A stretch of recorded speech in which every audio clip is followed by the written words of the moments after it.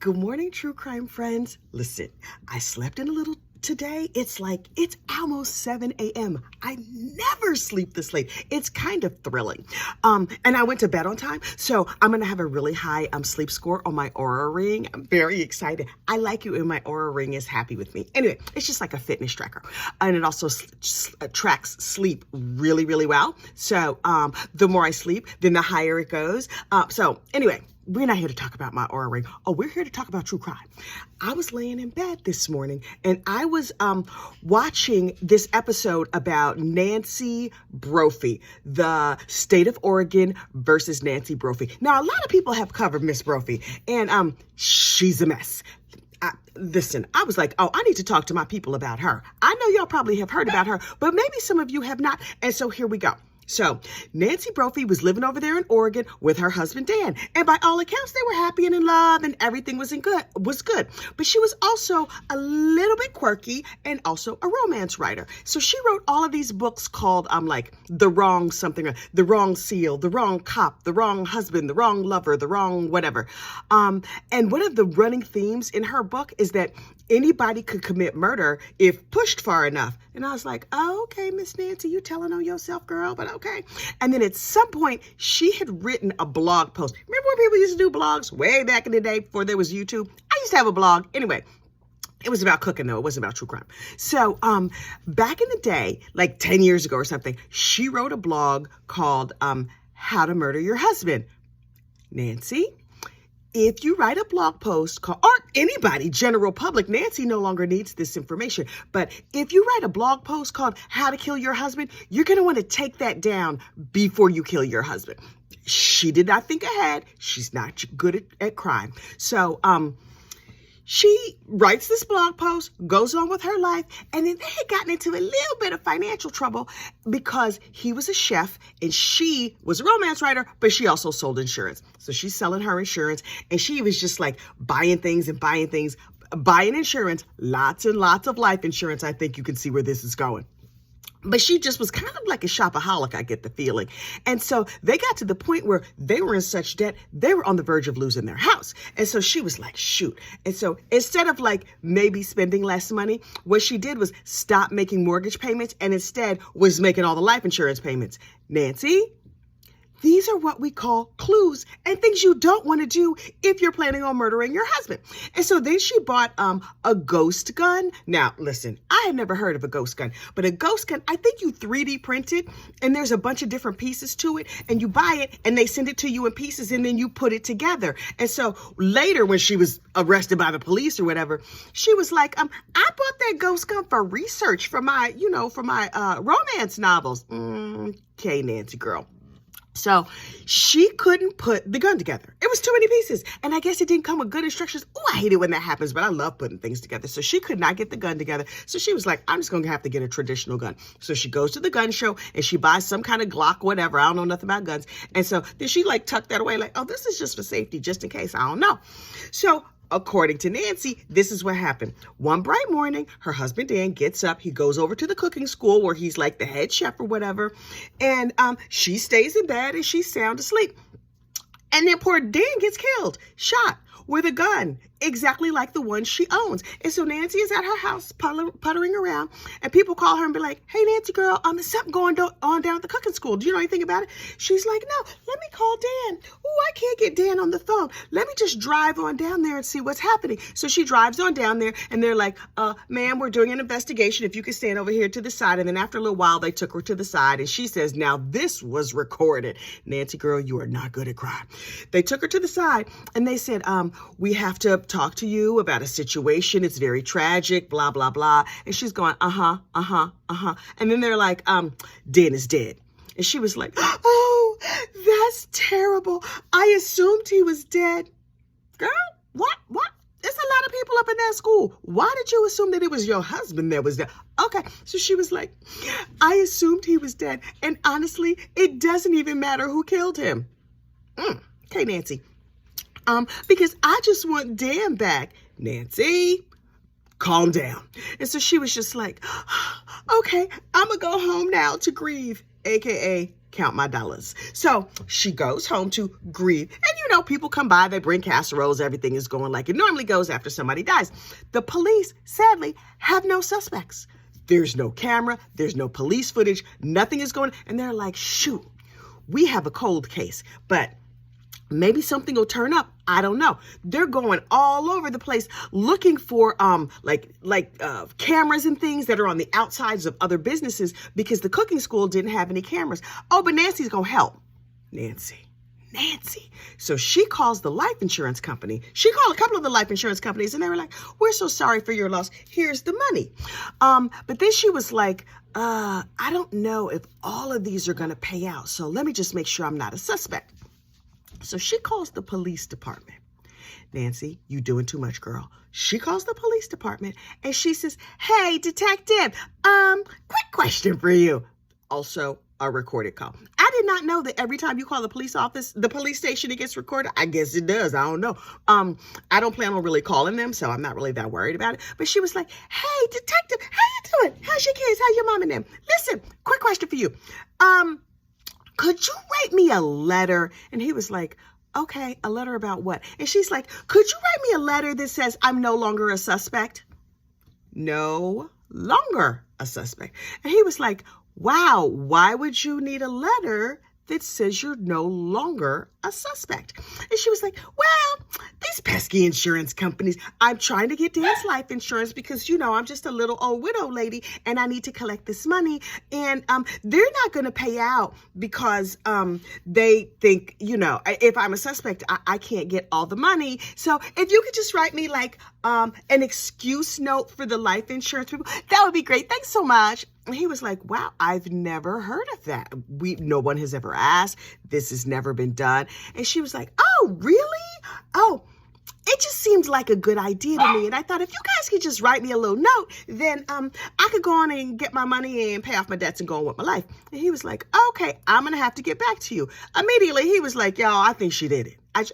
No longer a suspect? That is really interesting wording, Miss Nancy. So then they started investigating Nancy because they weren't looking at Nancy. They weren't thinking about Nancy. Yes, Nancy is weird and quirky. Nobody was checking for Nancy, but Nancy threw herself out there as a suspect with all her suspicious behavior. So they were like, okay, wait, we found a business down the road that has a camera, but it's not aimed at the cooking school. But the detective who had gone by Nancy's house to talk to her during the course of their investigation that had gone nowhere was like, what kind of car does she drive? And they were like, oh, she has a gray van. So they start looking on all the video footage for a gray van. And what do they find? A couple of minutes before the murder, they see a gray van driving towards the cooking school. And a couple of minutes after the murder, they see a gray van driving away from the cooking school. Nancy, girl, you have given them everything they need to start to hang you behind. And so they were like, hey, Nancy, girl, still a no on that letter. Got a couple questions for you. Where did you say you were? And she was like, I was here home in bed. And they were like, yeah, see this footage? We got you driving to the cooking school and then driving away from the cooking school. And she was like, oh, you know what I forgot to tell you? I went out to get Starbucks coffee. And they were like, okay. And she was like, and there's a good Starbucks down there by the cooking school. So I got my Starbucks. And then I just drove around for a little while. And then I came back home. And they were like, okay, Nancy girl. They start doing more investigation and they find the ghost gun and they find that, oh, and she told them, yes, I own a Glock 9. And they were like, wait, Dan was shot with a Glock 9. So they were like, can we see your gun, please? Here you go. Here's my gun. And next thing you know, clink, clink, Nancy's getting arrested.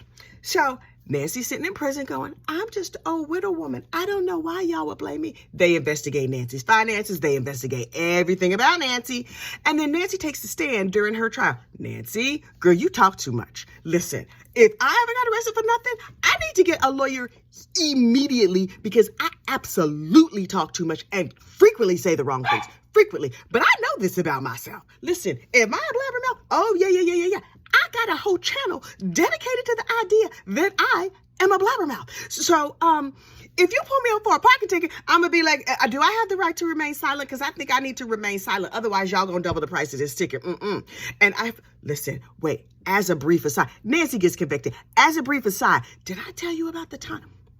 there have been a couple of times that I found myself in a teensy bit of police trouble, and in every occasion, I always said the wrong thing. I think I told you guys this story.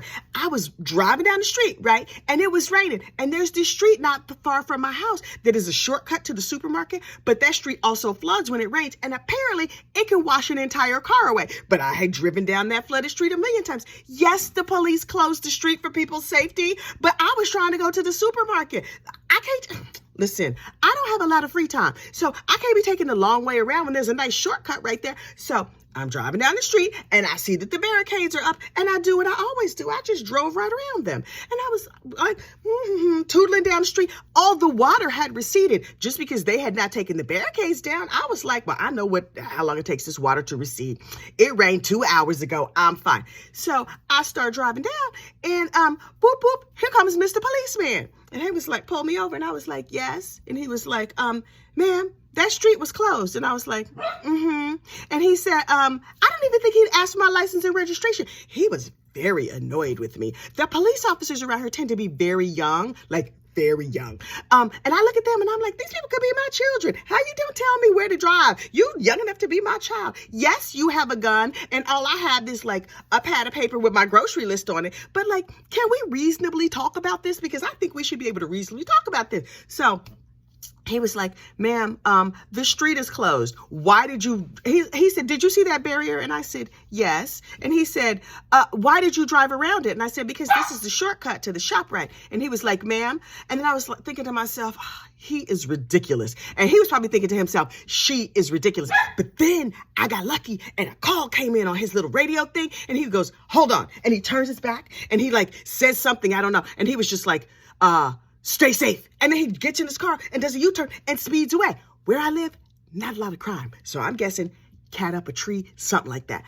Although, from time to time, they find dead bodies over here. But that's just because we're close to New York City and it's convenient to drop them off over here. So anyway, he speeds away. And so I sat there in my car and I was thinking, can I just take the shortcut now? Can I just, because I'm halfway through Ultimately, I thought he made me late anyway. This man has thrown off my whole schedule. So I just did a little U-turn and I went the long way around. But on my way home, took the shortcut, drove through the closed street because I didn't see any policemen. Had I been paying closer attention, I might have noticed the little popo sitting there. So now every time I take the shortcut on a closed street, I have the common sense to look around first and make sure that there's not a police car there. Now, if I get washed away, then that's just going to be my fault because I'm being stupid. But it is still a shortcut. Back to Nancy. She gets up on the stand and talks herself into a conviction. She talks and talks and talks and talks. And ultimately she was like, what do you want? They were like, did you write this true crime story called How to Kill Your Husband? And she was like, yes. Nancy is me. I am Nancy. This is why I do not do crime. I talk about crime. Nancy, she's now doing life in prison. You know what I'm doing? Life at my house. Life with my children and my very barky dogs. Because, it's a lot of things I am. I am a big mouth. I'm fun. I'm really, really fun. I'm a crafter. I'm a coffee drinker. Not a criminal. Unless you count, like, breaking an occasional traffic law. But those are sometimes suggestions, right? Like, I don't mean to break the law. I'm not doing major crime. I'm not doing anything that you would go to prison for at all. And nor have I ever in recent history. You know, when I was younger, whatever. One day I'm going to tell y'all guys about the time that the policeman read me my rights. It was a bad situation. But you know what happened? I talked myself out of it. I sure did. I did. I was like, I just kept talking and talking. And I don't know if he was like, Lord, I wish you would shut the hell up. But you know, on the TV, when they read you your rights, they're like, you have the right to remain silent. It's very hostile. But when the nice man read me my rights, he was like, so listen, I just want you to sit down and we can have a little chit chat here. But there's a couple things, you know, we should go over first. And I was like, okay. And he was like, just so you know, you do have the right to remain silent. Like, you don't have to talk to me if you don't want to. And I was like, oh, okay. And he was like, and if you decide, I mean, you know, should you decide anything you do say, you know, that could potentially be used against you in a court of law. If it even gets to that point, could you just initial here that you understand that? I was like, yeah, of course. He's like, so also, you have the right to an attorney. And then one by one, he went through all my rights just like that. You know, it was the next day that I was like, wait, were they gonna put me under arrest? I didn't even do anything. But it was all just a misunderstanding. And we had a chat about it, and it all got worked out. Remind me, if I haven't told you that story, I'll tell you that story next time. Okay, y'all have a great, safe day. Bye.